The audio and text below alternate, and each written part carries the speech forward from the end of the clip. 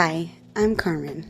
I'm a teacher, an ADHDer, a certified life coach, and I created this podcast to spread awareness about ADHD, anxiety, and other mental health conditions and neurodevelopmental disorders.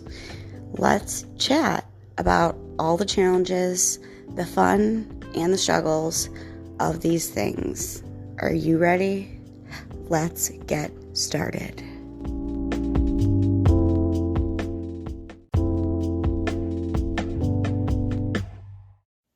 Hi there, friend. How are you doing? Welcome back to Authentically ADHD with me, Carmen, your friend, who is still standing after week 6 of preschool. And let me tell you, it's not easy. But I didn't sign up for this job because it was easy. I signed up for this job because I love to teach. And I love to teach people like you and my little friends in preschool. So I want to get into our topic today, which is rest. I know I've done a podcast on this before, but I know sleep and true rest have been difficult for me lately, especially since work started. So are you getting enough sleep? Are you getting enough true rest? I know, you're like, what is true rest? Why do you keep saying true rest? True rest is something I will explain, but it's super difficult for adults with ADHD for several different reasons. Ironically, rest is super important for the ADHD brain, specifically because our frontal lobes are smaller than typical brains, so they get quote-unquote tired faster. Meaning, like, it's a muscle, right? So if we use it the same amount that a typical person uses it, it tires out faster. Now, medication does help that, but it doesn't magically make us have more brain. So, being tired really aggravates the symptoms of ADHD. When your brain hasn't had the time to truly rest, we can become super irritable, our focus drops, our working memory is not there, and our emotions probably are going to jump all around. And we have an even harder time keeping tasks, remembering things, and following through. If you're giving me a huge eye roll while wondering what true rest is, while also saying to yourself, I really don't have time for that, please don't skip this episode, because I can promise you I relate. Literally, I used to tell myself all the time that I didn't have time. But I'm going to tell you right now, you do have the time. Because when you don't schedule in this true rest, and I'll explain that here soon, but if you don't make time for it, your body will. I promise you. And sometimes it turns up in like a really huge, like you burn out bad and big, in a big way in your life. You may just get burnt out to the point where you get sick or you end up sleeping for like a day straight when you finally actually crash. And that's not good for the brain either.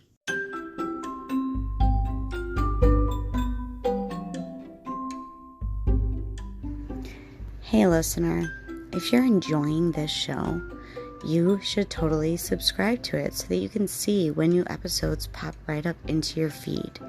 In Spotify, if you go up at the top and hit click follow, it'll notify you every time there's a new episode. Then, really quick, as you're listening to this, right under the follow little bubble, there's a rating bubble. If you could just rate this podcast and give some feedback, possibly maybe answer the poll question that's underneath the podcast, I would really, really appreciate it. I hope that you're enjoying whatever you're doing today or tonight. Have a great one.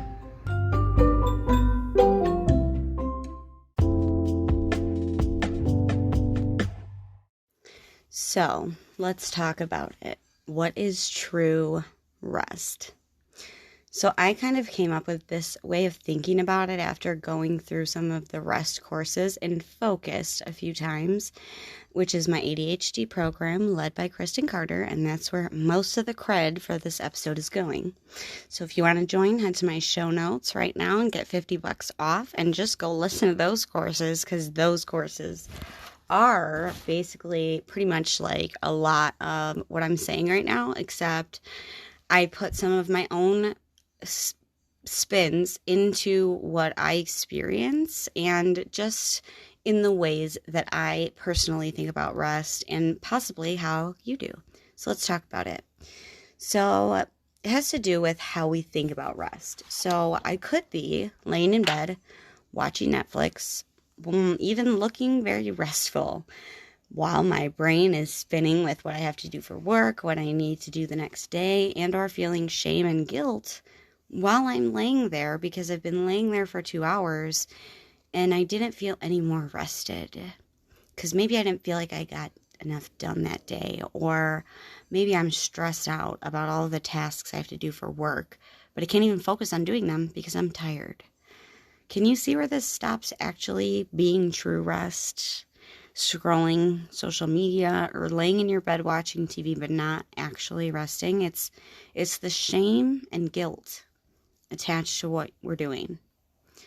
Restorative rest is actually rest where you're not productive versus just laying there in a horizontal position.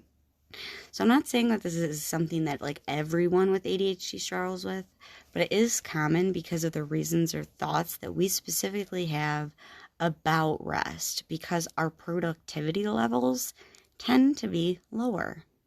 So some of the common thoughts about rest are, I haven't done enough yet, so I can't rest yet. I can rest later, or the famous saying, I'll rest when I'm dead. I don't have time. Rest is boring. Fear of missing out on stuff. The whole time blindness thing. So thinking that you have time to just do one more thing. I shouldn't have to work so hard at resting. I'm so sorry, but rest is work and it is hard. I'll get to that later. So the reasons could be anything, but I found that the reasons that my ADHD coaches, Kristen Carter and Paula Ingerbretson, credited in the show notes, really resonated with me to help me create ways to incorporate rest into my schedule and take recharge days to actually recharge and restore my brain and body. And I've been way more productive using these methods. So I want you to think about the thoughts that you have about rest. Maybe why you don't rest or why you rest too much. Then think about why you feel or think that you're maybe wasting your time when you rest, or that you rest too much, and I'm not sure kind of how that looks because I'm more on the hyperactive side. What are the stories that your brain tells you, basically? Because my brain basically will tell me that I'm being lazy and that I should probably get up because I didn't get enough done. I'm getting over that though, because remember, your brain is not reporting the news. Who says you didn't do enough? Who? What is enough? Can you define that for me? How much does your brain tell you that you need to get done before you allow yourself some rest? I know, this is like super hard to hear, but I'm going to tell you something that you may not like. You define what your true rest looks like, and you are the only one who can decide that you're done and that you deserve rest. And remember the episode that I said that I believe that you're inherently valuable. If you have the belief that everybody deserves to rest, if you aren't inherently valuable, then why wouldn't you deserve to rest when you're tired? So, here are some reasons why we don't rest. So, what I've been trying to kind of nail through here is we don't actually feel worthy of rest. We carry way too much shame and guilt about rest because we still categorize it as wasted time. try maybe categorizing it as productive because your brain is actually getting the rest that it needs. Number 2 is we didn't get enough done, or so our brain tells us. If you listen to this story that your brain often offers a lot and over again, you're probably going to experience a lot of burnout. Number 3, reasons why we don't rest. We are always on the move. Our bodies, our nervous systems, and our brains are usually internally hyperactive. We feel like we're run by a motor, feeling like we can't shut down or turn it off. So 1 through 3 are kind of lighter reasons. 4, 5, 6, and 7 are a little bit more on the meta scale. So number 4 is one of the reasons we don't rest is it's not easy. We don't like hard things, and true rest is work, and it's hard. So I'm sorry, it's not easy. It's a process. I've been working on intentional true rest for years, and I still struggle with insomnia. So it's a journey. Number 5, we hustle for our worthiness in life. When we get a lot done and are productive, we get praised. So throughout life, we've been conditioned, and it warped over time into hustling to be good enough for others. So we hustle for worthiness, equaling not resting because we don't feel worthy of rest because we haven't done enough. See how that loop kind of goes? Number 6, we avoid rest because when we do let our brains actually turn the volume down on the drama and we sit with the white noise, we feel emotions, we have thoughts that can pop into our brains, and basically we don't feel safe with that white space. So we avoid it. We just don't rest. The last reason that rest may be super difficult for us, and this one is a little deep, or I should say a lot, is because that we have unhealed, activated trauma. Now, something traumatic doesn't have to happen for you to be traumatized by others who imposed their thoughts about rest and other things upon you, and then you adopted those beliefs as a part of your self-worth. Trauma usually results in not actually feeling safe, so you are literally in fight or flight mode all the time. That situation doesn't lend to rest, and it doesn't lend to actual restorative anything if you're constantly in fight or flight. So if you find yourself trying strategy after strategy after strategy, it could be due to trauma. And I am not a therapist. I am a life coach and a teacher and an ADHDer. So I just want to make that clear. Seek help from a therapist if you are having issues, even after trying some strategies. So again, rest is defined by you. Rest is not a person. It's not a place or a thing. It's a state of mind. That's what you need to start thinking about it as. Rest is a state of mind.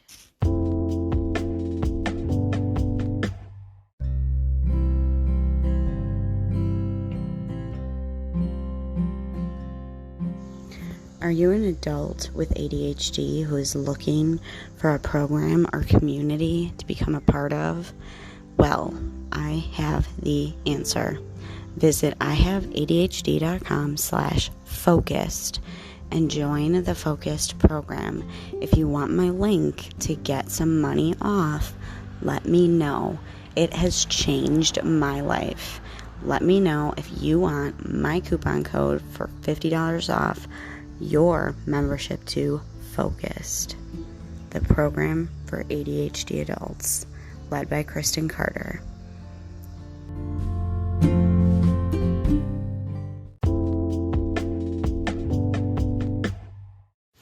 So again, I want you to think about the stories that your brain tells you about rest.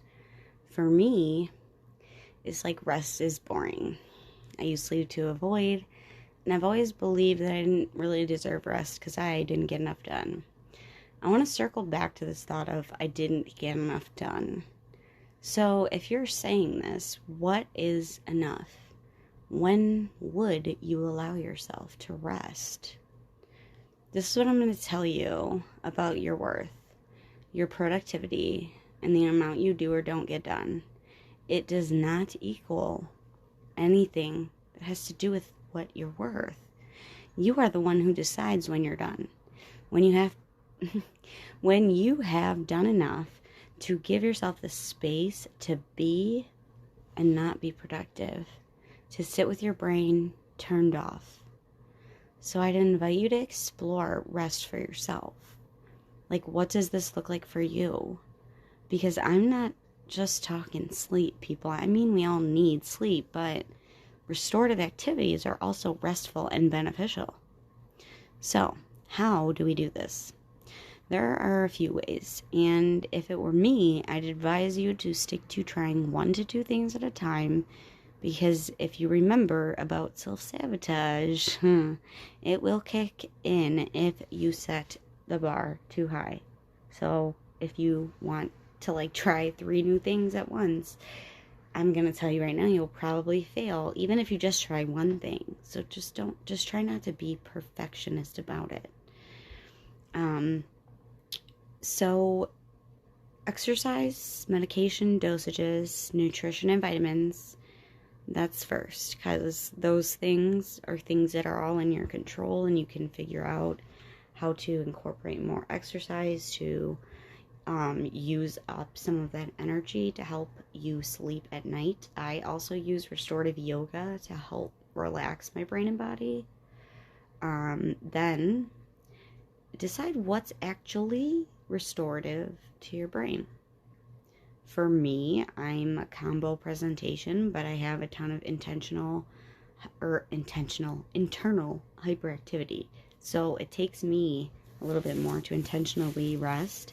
So besides sleep, my restful activities may not look like rest to other people, because I love running. It actually helps me to turn my brain and emotions kind of off or down. And I personally have a shutdown routine that includes walking to transition my brain into the nighttime. And then I'll talk about what a shutdown routine is in a minute, but I find laying or sitting in the sun restorative. I find working out restorative, journaling, playing around on a creative app, and I also find the sound of rain super calming. So what does that look like for you? I invite you to explore what it looks like for you. What are some things that help you recharge and restore your brain? And make sure you're clear about what's actually restful versus avoiding what you're trying not to do, or just actually not resting. Another way to get quality sleep is having a shutdown routine. Now, please do not fall into a perfectionist thinking here, because it's not an actual nighttime routine. Mine is a list of 3 things. So think of it as the 2 to 5 things that you do to transition from evening to nighttime. So I shut down my computer, tidy my work area, I take a walk, and I do a thought download. Those are the 3 things that I do. And it's shut down my computer, tidy up for 10-15 minutes, take a walk for about 10 minutes, and then I do a journal, thought download, brain dump type of thing before bed. So it's not that difficult to incorporate an evening or shut down type of checklist or routine. Another way to incorporate restful breaks throughout your day where it's helpful and convenient for you. Think about it. When you're at work, you don't work the entire time. You stop and take breaks to eat. You stop and take breaks to go to the bathroom. You stop to talk to coworkers. Things come up. So take those times to actually do a little bit of turning your brain off. So really what I want to key in here is there are a ton of ways that you can get restorative rest. But the big overarching thing that you need to understand is that none of this will work if we don't unattach the shame and guilt that we tend to put on ourselves when engaging in rest. because that's literally the biggest part, friends. That's the biggest part of this work. That's the first step. Unattaching the shame and guilt when engaging in rest. Because guess what? We are humans. We are not robots. We need restorative rest or our brains won't work correctly. I'm telling you, your executive functions will not show up to work. They won't. It's happened to me, I'll tell you. So, that's all I have for today, friends. I hope you get some good rest tonight and stay authentic.